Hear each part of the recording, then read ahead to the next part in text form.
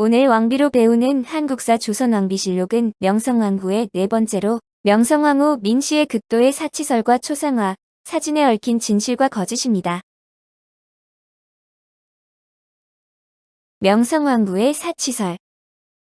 명성황 후가 엄청 사치를 했다는 것에 대해서는 다양한 긍정과 부정의 이야기들이 많은데 언더우드 부인이 쓴 조선 견문록의 명성황 후의 인상을 보면 소박함과는 거리가 멀었습니다. 그녀의 기록에 산호와 진주 그 밖에 보석들을 박은 기다랗고 정교한 황금 머리핀이 한두 개 꽂혀 있었다는 기록과 결코 차본 일이 없는 멋진 시계를 여럿 갖고 있었다는 기록은 소박함과는 거리가 멉니다. 그러나 다음 문장에 따르면 중전마마는 장신구에는 신경을 쓰지 않는 것 같았고 거에 걸친 것이 없었다고 적혀 있습니다. 또한 영국의 이사벨라 비숍이 쓴 조선과 그 이웃 나라들의 내용에 따르면 명성황 후는 머리 위에 진주와 산으로 만든 장식을 단 것을 말고는 다른 아무런 치장도 하지 않았다고 사치를 부정하고 있습니다. 일제의 뇌물을 거절했다는 이야기도 화제인데 명성황 후는 살해당하기 전 일본의 이노우에 가오루 공사가 일본에 협조할 것을 대가로 약간의 뇌물을 제시했으나 거절했다고 합니다. 무주의 명리궁에 대한 이야기도 많은데 이 궁은 유사시에 사용할 목적으로 국내 대신 민병석이 무주에서 1890년에 착공해 건립한 행궁입니다. 민병석이 무주부에 공물을 대납한 데서 나온 이익금으로 지은 99칸의 건물로 명례궁은 결국 무주 백성의 세금으로 건립한 것이라고 할 수 있습니다. 민병석은 준공한 뒤 토지 300마지기를 부속시키고 쌀 1500석을 비축한 다음 명성황 후에게 상납했는데 명성황 후가 을미사변으로 사망하고 다시 민병석의 개인 소유가 되었습니다. 그러나 해당 행궁은 명성황 후가 지시에 건립한 것도 아니고 쓴 적도 없는데 민병석의 부정을 몰랐거나 내버려둔 책임의 문제이지 명성황 후의 사치라고 하기엔 무리가 많은 주장입니다. 앞에서 언급한 것처럼 질령군은 명성황 후가 임오군란 때 도망치다가 돌아올 때 환궁을 예언하여 준 무당입니다. 고종이 질령군이라는 군호를 내렸는데 매천예록에 따르면 질령군은 명성황 후를 부추겨 세자의 건강을 위해 굿을 나라의 평안을 위해 금강산 1만 2천봉의 쌀 한 섬과 돈 10냥을 바쳤다고 합니다. 또한 당시 무속행사가 왕비의 직무였고 무속행사를 진행함이 사치의 근거는 아니라고 하지만 명성황 후의 즉위 이후 명리궁의 예산이 크게 늘어났습니다. 하지만 대대로 궁중에서 무속행사는 정기적으로 이루어져 왔으며 당대의 무교는 대중적인 종교로 명성황 후만이 특별히 무교를 신봉하던 사회가 아니었습니다. 그런데 1894년부터 동학농민운동과 청일전쟁으로 인해 재정 수입이 극도로 줄어들었는데 김홍집 내각이 왕실의 권한을 축소시키고 재정 마련을 위해 무교 행사가 사치라고 탄원을 한 측면도 있습니다. 명성황 후의 사치설을 부정하는 가장 큰 근거는 고종의 비자금으로 고종의 비자금은 신무기 구입, 전기 및 전화 설치, 은행 설립, 제중원 건립 등에 쓰였습니다. 일제강점기 시절에는 대한독립군의 주요 자금으로 쓰였는데 이 비자금은 매관매직으로 벌어들인 돈으로 황 후가 사치가 심했다면 고종에게 이런 거액의 비자금이 존재할 수가 없었습니다. 즉 매관매직으로 벌어들인 돈이라는 것이 논란의 여지는 될 수 있어도 명성황 후 개인의 사리사욕을 위해 쓰였는지는 논란의 여지가 있습니다. 선교사이자 제중원의 의사인 릴리아스 언더우드는 호러스 그랜트 언더우드와 결혼할 때 명성황 후로부터 축의금으로 100만 냥을 받았다는 내용을 책에 썼습니다. 이것에 대해 KBS 역사저널 그날 명성황 후 편에서 이것을 다루면서 출연자들이 1895년 조선의 세입이 480만 냥이었다고 한 말을 자막으로 덧붙였습니다. 일단 1895년 조선의 세입이 480만 냥이란 건 틀렸지만 100만 냥은 작은 금액은 아니라 약 3,000냥이 1년간 먹을 식량에 해당하는 돈을 일개 선교사의 결혼식에 선물로 준 것입니다. 그러나 100만 냥의 가치는 333에서 400달러로 832에서 1000마리의 닭고기 또는 생선을 구입 가능한 금액이자 정부가 고용한 미국인 교사 월급의 2에서 2.5배의 금액입니다. 선교사인 언더우드가 쉽게 쓸 정도의 축의금을 준 것이지 무슨 조선 정부 한해 세입의 4분의 1 또는 5분의 1에 해당하는 어마어마한 금액을 준 것은 아니었습니다. 질령군의 입김이 있었는지는 확실치 않으나 명성황 후는 아버지인 민치록의 무덤을 4번이나 이장하는데 왕비의 아버지의 묘를 이장하는 데 드는 비용은 많이 들었을 것입니다. 김대중은 대통령 선거를 앞두고 선친묘를 이장했고 이해창은 3번이나 조상묘를 이장했는데 이를 사치라고 문제 삼는 사람은 드물지만 당시 조선은 군인들 월급도 못 줄 정도로 궁핍하던 시절이었습니다. 명성황후 초상화와 사진.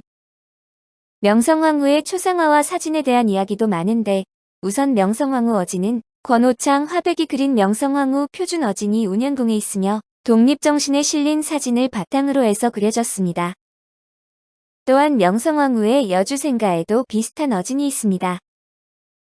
2017년 명성황후로 추정되는 초상화가 공개되었는데 진위 여부는 명확하지 않아 단순히 족자의 민씨부인이라고 써져 있어서 명성황후로 추측하는 것입니다. 그러나 그냥 민씨 성을 가진 일반 부녀자일 수 있으며 왕비가 일반 부녀자같이 머리수건을 쓰고 있을 리가 없습니다. 그림의 스타일도 전통적인 한국과 초상화와는 전혀 다르고 서양화 화풍이 많이 가미되어 있어 20세기에 들어선 후에 그려진 그림으로 보입니다. 프랑스의 레프티 페러전 1895년 브로케 인물화로 중국풍의 차림새를 한 사파가 있는데 라레인 디 코리, 즉 한국의 왕비라고 설명이 되어 있습니다. 그러나 실제 모습과 전혀 상관없이 동양인이면 다 똑같겠지라는 오리엔탈리즘에 의해 그려진 상상화로 여겨집니다. 사파로는 러시아의 노보 브렘이 1895년 10월 21일자 별지 8쪽의 인물화도 있는데 살해당한 조선의 황녀라는 설명이 기사에 나와 있지만 역시 중국풍입니다. 사진으로는 떠구지 머리와 쌍빈 여차림의 사진이 있는데 프랑스 잡지 르뚜르디 몽에 나왔습니다. 제공자인 아장 박사는 일본의 과격분자에 의해 살해된 한국의 황후라고 설명했으며 원본인 테리 버네트의 코리아 시간의 굴레에 갇힌 애도 명성황후라 나왔습니다. 사학자 장도빈의 저서 대원군과 명성황후에도 명성황후라 서술했으나 다른 곳에서는 궁녀로 나와 있는 기록도 존재합니다.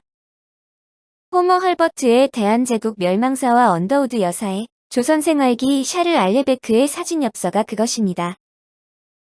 가장 널리 알려진 사진이고 1977년부터 국사교과서에도 실린 명성황후 추정사진으로는 가장 유서 깊은 사진이지만 비교적 근래의 부정론이 대두되어 논란 중이라 교과서에서 빠졌습니다. 이미 1900년대 초엽부터 알레베크 사진 엽서 등 서구를 중심으로 궁녀의 사진으로 유통되던 사진이라 명성황후의 사진일 가능성이 떨어진다고 합니다. 일각에서는 신발도 신지 않은 버선발 차림으로 사진을 찍는 등 왕비로서 지킬 채통과 의식이 거의 보이지 않는다는 부정론이 있습니다.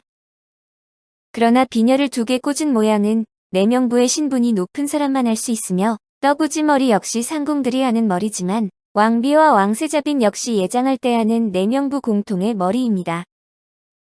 더구나 가체의 크기도 구한말의 떠구지 머리를 한 사진들 중에서도 매우 큰 편에 속하는데 가체의 크기는 지위를 상징합니다. 버선발 차림도 좌식 생활을 하는 한국의 문화를 생각해보면 실내로 사진사가 들어와서 찍었기 때문에 신발을 신지 않았다고 유추해 볼 수도 있습니다. 살해 약 1년 전에 일본에서 석판화 양식으로 그렸다는 명성황후고 종흥선대원군의 3자 합동 초상화인데 명성황후의 모습이 이 사진과 일치합니다. 이 그림은 명성황후 관련 그림으로는 가장 이른 시기로 명성황후 추정 사진이나 초상화는 모두 사후에 발행된 것이며 이것이 유일하게 생전에 나온 것입니다.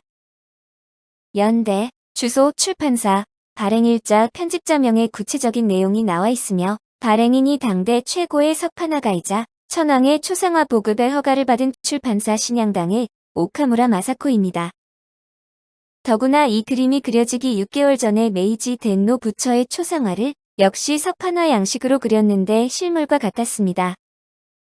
이 그림은 일본에서 그린 것이라 위 사진이 명성황후라는 것에 무게를 실어주는 증거가 되는 그림입니다. 또 이 그림은 조선국 귀연 초상으로 캐나다 거주 중국인에게서 입수한 명성황후 초상화입니다. 일제강점기부터 1980년대까지 명성황후 사진으로 알려졌던 이승만의 독립정신에 실려있던 사진인데 무슨 이유에서인지 이목구비를 조금씩 고쳐 그린 수십 가지 합성본이 존재합니다. 그리고 이 사진의 원본 사진이 있는데 한미사진미술관에서 소장하고 있고 1990년에 명성황후 사진으로 국사교과서에 실렸지만 논란 끝에 1997년에 삭제되었습니다. 가장 큰 이유는 저 원본 사진의 캡션이 기생의 사진이라고 되어 있었기 때문인데 사진 속 여인은 한복을 입고 손에 서양식 흰 면장갑을 끼고 있습니다. 장갑은 격식 있는 의복을 상징하며 저 당시 저런 장갑을 낄 수 있는 사람은 최소 귀족이나 왕족이라는 소리가 됩니다. 이 사진은 1891년 미국 박물관 보고서 궁궐에서 시중을 드는 여인 1893년 독일 헤센가르테크의 코레아 궁녀 1894년 일러스트레이티드 런던 뉴스 등에는 조선 왕의 시종이라 소개되어 있습니다. 2006년 사진의 원본이 공개됐고 앨범에 함께 실린 4장의 사진 중 왼편에는 고종과 순종의 사진이 오른편에 명성황후 추정 사진이 있으며 아래쪽에는 흥선대원군의 사진 2장이 배치됐습니다.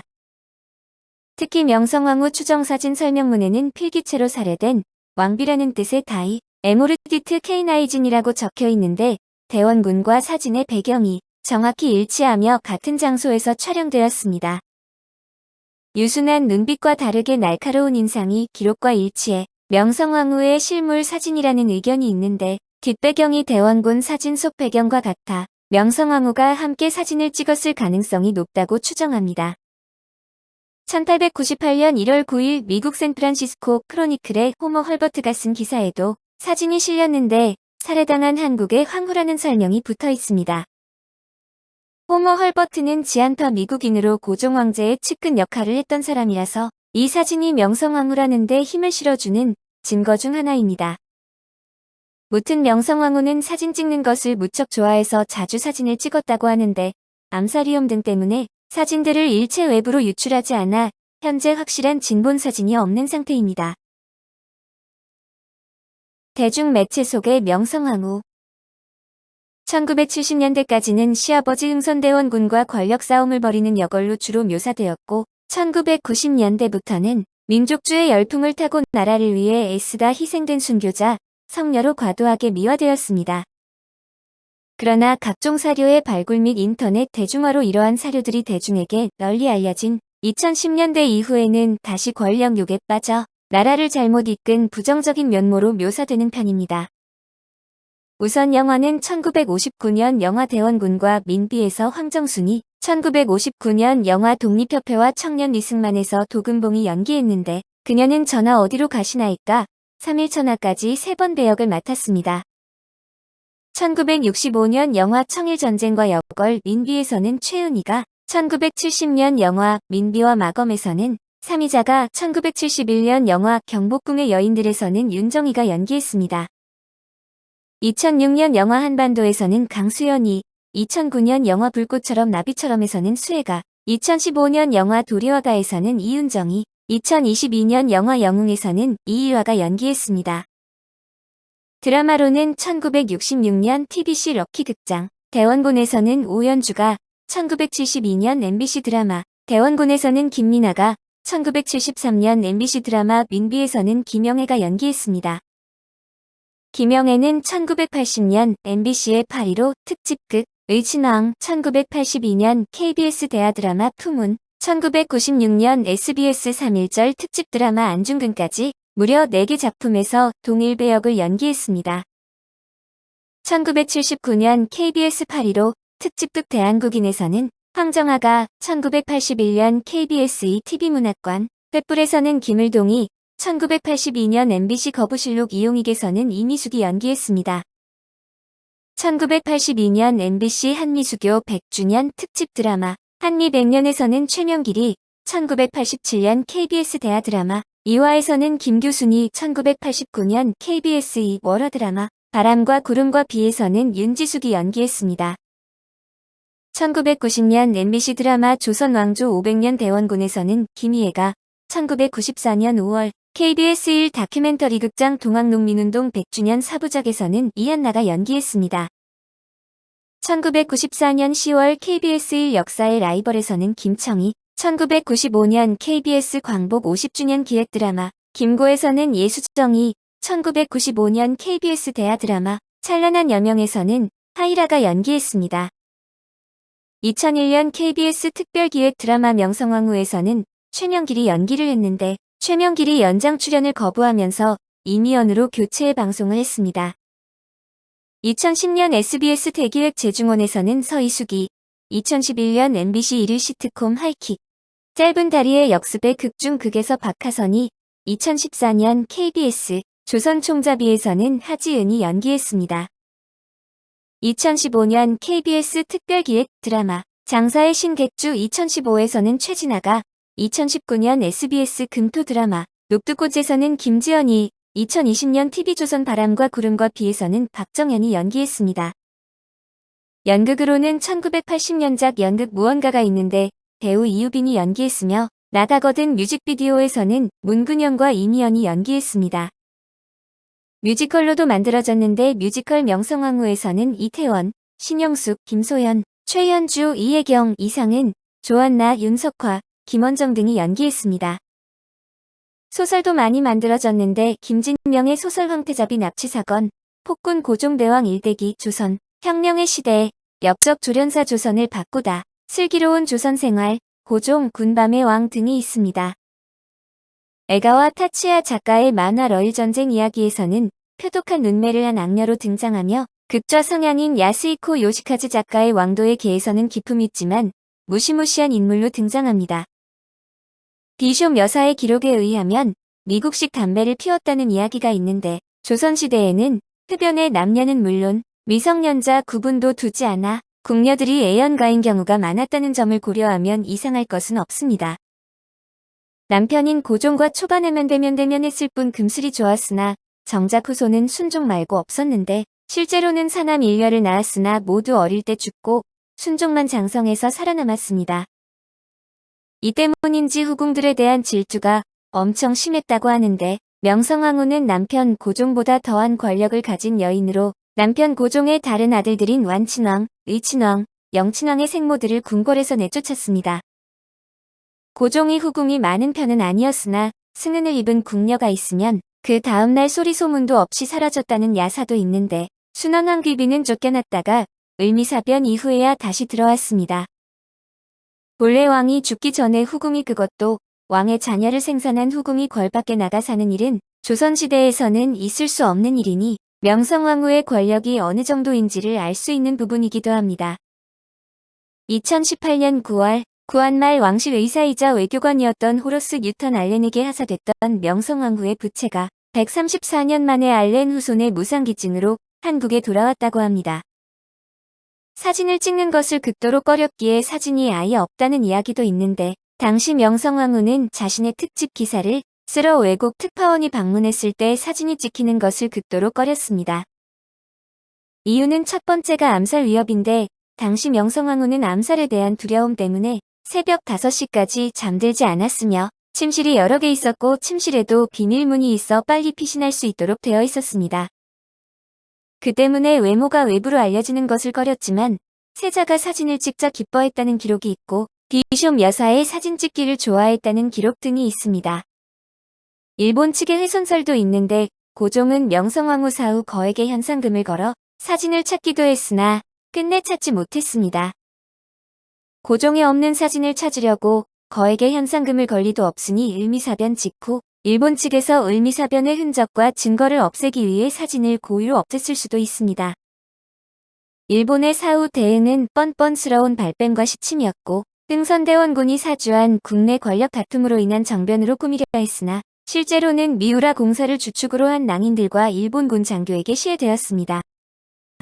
그들은 증거 인멸을 목적으로 살해 후 얼마 지나지 않은 시각에 주한 일본 공사의 명령으로 궁궐 안에서 시체에 기름을 끼얹고 불태워버리기까지 했던 수단과 방법을 가리지 않는 자들이었습니다. 명성황후의 마지막, 역사 속에서 극단적인 평가를 받는 명성황후, 민씨 이야기로 이어집니다.